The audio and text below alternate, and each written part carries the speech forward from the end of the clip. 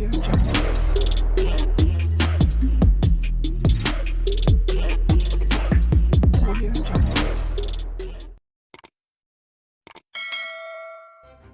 kasih kerana memilih channel ini. Sebelum kita mulakan video ini, sila pertimbangkan untuk menekan butang like, share dan subscribe dan aktifkan butang lonceng anda agar anda sentiasa mendapat info-info percuma pada setiap hari dari channel kami. Dan tinggalkan komen anda kerana komen anda amatlah dihargai. Terima kasih. Mesyuarat MT UMNO 2 hari lalu secara umumnya hanyalah bertujuan untuk memuktamadkan desakan kepada Perdana Menteri bahawa PRU15 mesti diadakan pada awal tahun ini.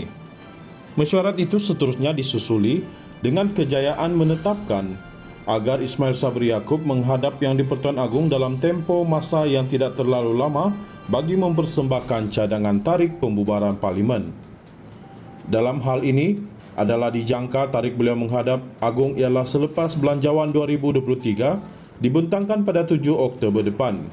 Sebagaimana ditulis dalam artikel sebelum ini, Ismail Sabri dipercayai akan menghadap Agong pada 10 Oktober dan kemudian pengumuman Parlimen dibubarkan dilakukan pada Rabu 12 Oktober iaitu selepas mesyuarat Kabinet diadakan. Salah seorang naib Presiden UMNO, Mahazir Khalid, mengesahkan bahawa Ismail Sabri sendiri sudah bersetuju untuk membubarkan Parlimen pada tahun ini. Menerusi pertemuan semalam, kita berbincang mengenai perkara berkaitan PRU. Macam-macam isu dibangkitkan dari segi calonnya, duit jentera dan macam-macamlah. Secara asasnya, Perdana Menteri sudah bersetuju PRU15 diadakan tahun ini. Cukuplah setakat ini saja komen saya, katanya sebagaimana dilaporkan berita harian. Berdasarkan keadaan itu, berlangsungnya PRU15 pada tahun 2022 ini semacam tidak boleh ditolak lagi, melainkan jika Agong enggan memberi perkenan. Namun demikian, di sebalik desakan UMNO untuk mempercepatkan pembubaran Parlimen yang sudah tentu disertai dengan keyakinan mampu mencapai kemenangan, parti itu sebenarnya telah melakukan suatu kontradiksi yang mampu menyumbang kepada kekalahan.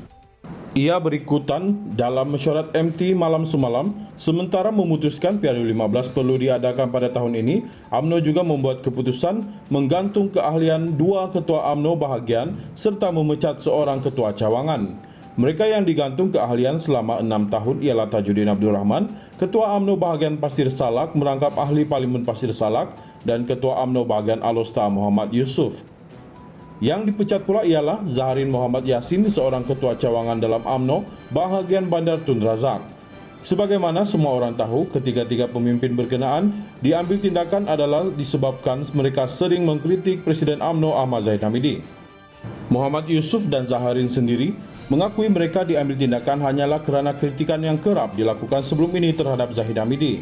Cuma sebagaimana kita semua sedar, Tajuddin dan Zaharin kerap mengkritik Zahid Hamidi secara terbuka, manakala Muhammad Yusof mengakui kritikan yang dilakukannya adalah secara tertutup dalam grup WhatsApp.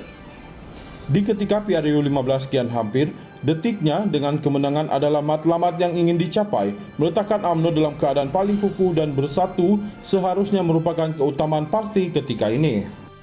Malangnya, di sebalik Zahid Hamidi kian berjaya mendesak PRU15 disegerakan, beliau juga cuba bertindak menghapuskan para pengkritik dan penentangnya dalam UMNO.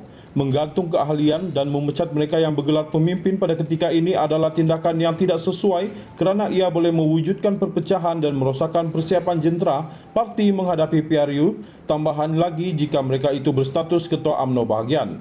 Zahid Hamidi jangan lupa, UMNO sebenarnya kalah pada PRU14 lalu dan kedudukan kerajaan sekarang yang Perdana Menterinya Ismail Sabri daripada UMNO adalah sekadar memiliki majoriti cukup makan saja.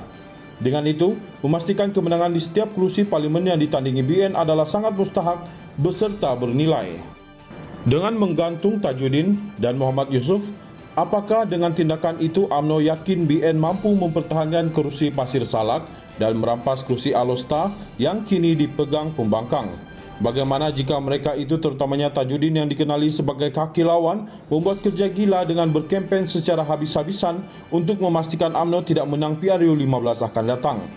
Zaharin pula, walaupun hanya ketua UMNO cawangan, tetapi beliau adalah penggiat media sosial yang aktif yang sudah tentu ada penyokong atau pengikut di belakangnya. Selepas dipecat tanpa diberi sebarang tunjuk, sebab dan keadilan untuk membela diri, Zaharin secara terbuka dalam videonya mengatakan beliau akan menyerang Zahid Hamidi secara habis-habisan.